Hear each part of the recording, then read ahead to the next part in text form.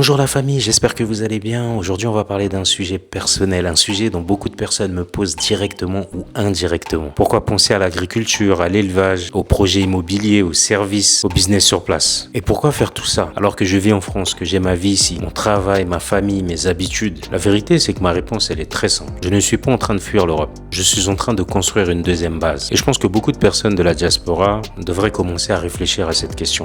Pas forcément pour faire comme moi, pour investir au même endroit, mais au moins pour se demander où est-ce que je vais être dans 10 ans. Qu'est-ce que je suis en train de construire aujourd'hui? Qu'est-ce que je laisserai derrière moi demain? Parce qu'on peut passer toute une vie à travailler, payer des factures, consommer et recommencer le mois suivant sans jamais vraiment construire quelque chose qui nous appartient. Et c'est ce qui m'a fait réfléchir. Et je ne suis pas contre la France. Avant d'aller plus loin, j'aimerais être clair. Je ne suis pas du tout dans un discours Europe contre l'Afrique. Je ne suis pas dans un discours France contre le Congo. En aucunement dans un discours de rejet.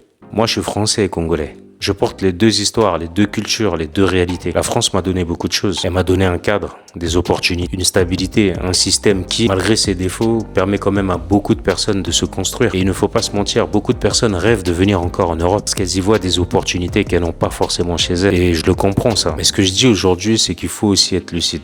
Parce que vivre en Europe ne suffit plus du tout pour construire une vie solide. Travailler en Europe ne veut plus forcément dire qu'on avance. Gagner un salaire en Europe ne veut pas forcément dire qu'on construit un patrimoine. Parce qu'ici aussi, la vie elle est chère. Ici aussi, les loyers montent. Ici aussi, les crédits peuvent très vite vous enfermer. Ici aussi, beaucoup de personnes travaillent très dur et n'arrivent même pas à respirer financièrement. Donc ma réflexion, elle n'est pas il faut quitter l'Europe. Ma réflexion est plutôt comment utiliser tout ce que l'Europe nous donne pour pouvoir construire aussi ailleurs. Et pour moi, cet ailleurs, c'est l'Afrique, et c'est le Congo. Quand je regarde l'Afrique, je ne vois pas seulement des problèmes. Bien sûr, il y en a. Il y a des lenteurs, il y a des blocages, il y a des risques, il y a parfois un manque d'organisation, il y a des difficultés administratives, il y a des personnes qui ne respectent pas toujours les engagements. Il y a beaucoup de choses qui peuvent fatiguer mentalement. Mais malgré ça, je vois aussi quelque chose que beaucoup de personnes ne regardent du moins pas assez. Je vois un continent où il reste énormément à construire. Et quand il reste énormément à construire, ça signifie qu'il reste beaucoup d'opportunités. Le logement, l'agriculture, l'élevage, le tourisme, les services, la formation, le numérique, la logistique, le commerce et la transformation locale.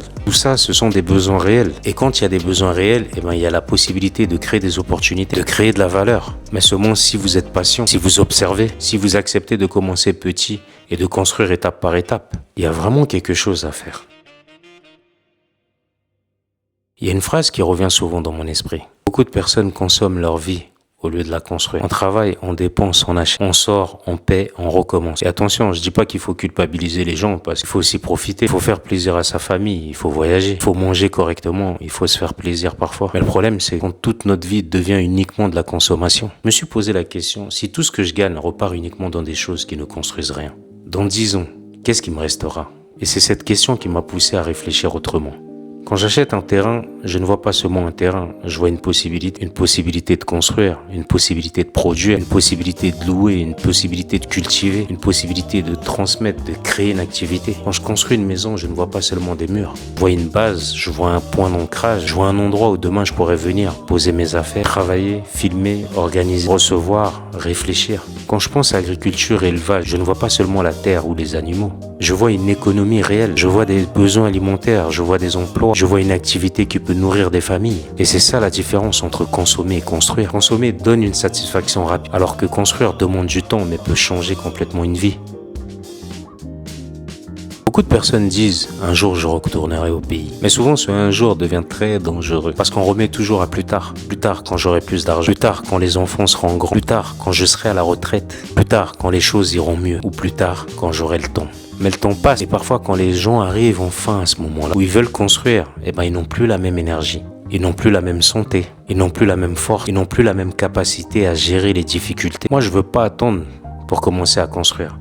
Même si je suis encore très loin de la retraite. J'ai encore plus de 20 ans. Et je préfère commencer maintenant, même petitement, même avec des erreurs, même avec des lenteurs et avec des ajustements. Parce qu'au moins j'apprends.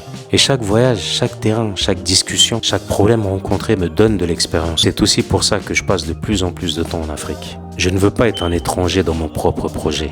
Je veux comprendre le terrain. Je veux voir les réalités. Je veux sentir les difficultés. Je veux parler avec les gens. Je veux voir de mes propres yeux ce qui marche et ce qui ne marche pas. À force de ne pas y aller, à force de mettre trop de temps, je me dis qu'on ne construit pas sérieusement à distance sans jamais mettre les pieds sur place. À un moment, il faut voir par soi-même. Je veux aussi dire quelque chose de très important. Il ne faut pas idéaliser l'Afrique. Parfois, dans la diaspora, on parle du pays avec beaucoup d'émotions. On dit là-bas c'est chez nous. Là-bas il y a la terre, là-bas il y a la famille. C'est vrai, mais il y a aussi la réalité. Les coupures, les lenteurs, les personnes qui promettent et qui ne font pas, les coups qui changent du jour au lendemain, les travaux qui prennent du retard, mauvaises surprises. Donc il ne faut pas partir en étant naïf, parce qu'investir en Afrique demande du mental, un mental de fer. Du coup, il faut être patient, il faut vérifier, il faut se déplacer, il faut poser des questions. Et surtout, il faut pouvoir accepter que tout ne se passe pas comme prévu. Et ouais, ça c'est une réalité. C'est vraiment une extrême réalité. Et la pire des choses, ce serait de mettre tout son argent dans un projet qu'on ne comprend pas. C'est pour ça que je dis souvent qu'investir, c'est pas pour tout le monde. Pas parce que certaines personnes sont incapables, parce que tout le monde n'est pas prêt émotionnellement à gérer le stress, gérer les retards, gérer les critiques, gérer les pertes possibles, gérer les moments où rien ne va comme prévu. Et si vous n'êtes pas préparé mentalement, une bonne opportunité peut devenir une source d'angoisse. Les terrains pour moi représentent quelque chose de très important. Et un jour je vous dirai pourquoi. Et aussi parce que la terre ne se fabrique pas.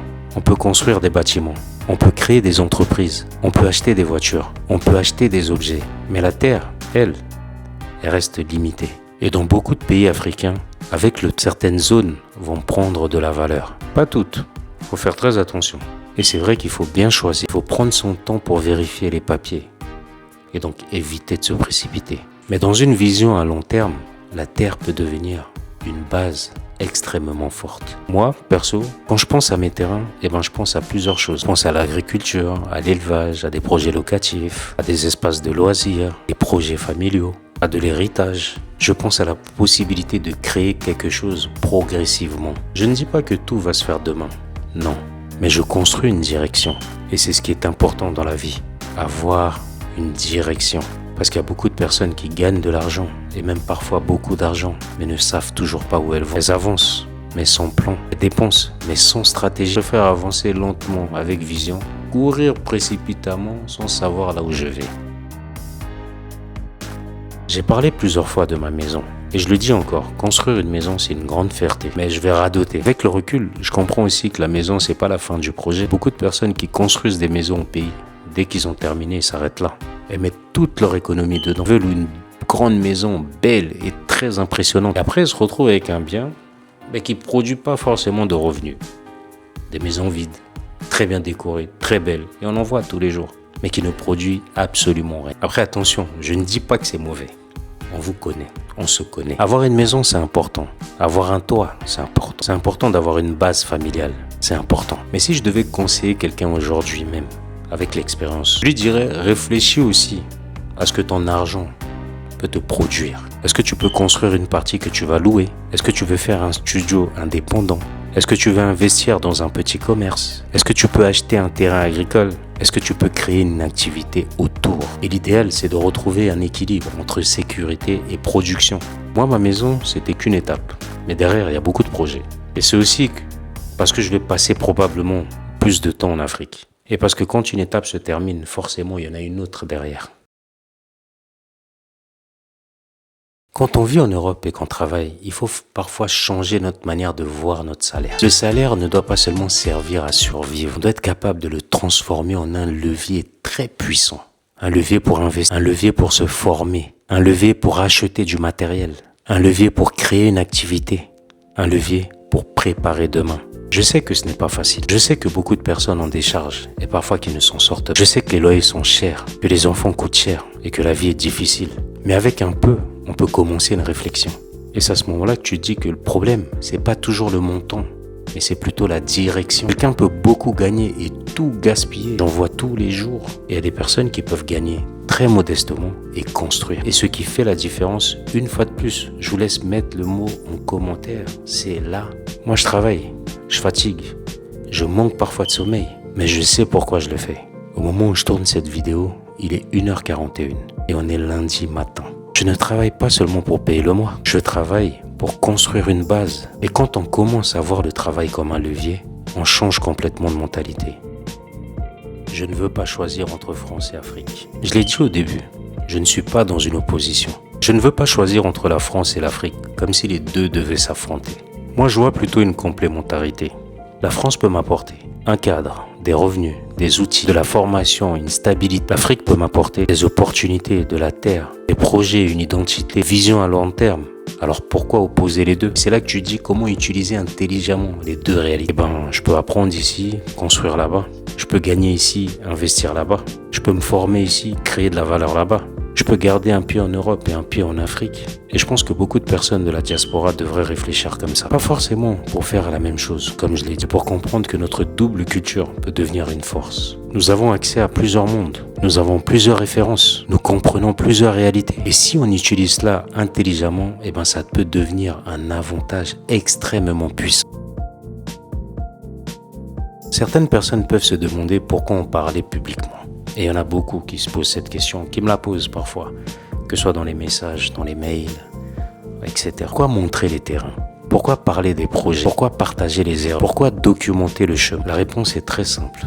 Parce que je pense que les gens ont besoin de voir des parcours qui sont réels et de pouvoir aussi prendre pour pouvoir s'inspirer et de faire. Ils ont besoin de voir quelqu'un qui construit étape par étape, avec des réussites mais aussi des doutes, avec des projets mais aussi des erreurs, avec de l'ambition mais aussi de la prudence, parce que c'est ça la vraie vie. Et si mes vidéos peuvent aider ne serait-ce qu'une personne à réfléchir différemment, à éviter une erreur, à commencer à investir plus intelligemment, à se former, à croire davantage en sa vision, alors ça vaut la peine. LTLT Business, ce n'est pas seulement une chaîne, c'est un carnet de route. C'est une manière de dire, regardez, on peut réfléchir, on peut construire, se relever et continuer. Je parle d'Afrique, je ne parle pas seulement d'émotions. Je parle de projets concrets. Je pense à l'agriculture, parce que manger restera toujours fondamental.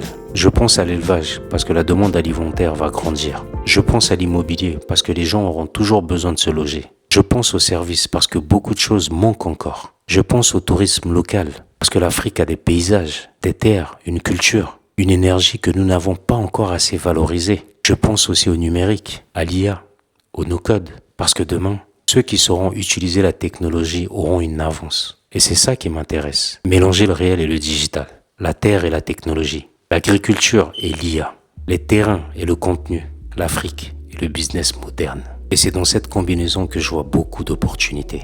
Les risques existent et l'inaction aussi. Pour être honnête, investir en Afrique comporte des risques. Mais ne rien faire comporte aussi des risques. Le risque de rester bloqué, le risque de dépendre uniquement d'un salaire, le risque de ne jamais rien transmettre, le risque de se réveiller trop tard, le risque de regarder les autres avancer en se disant « j'aurais dû commencer ». Moi, je préfère prendre des risques mesurés que vivre avec des regrets.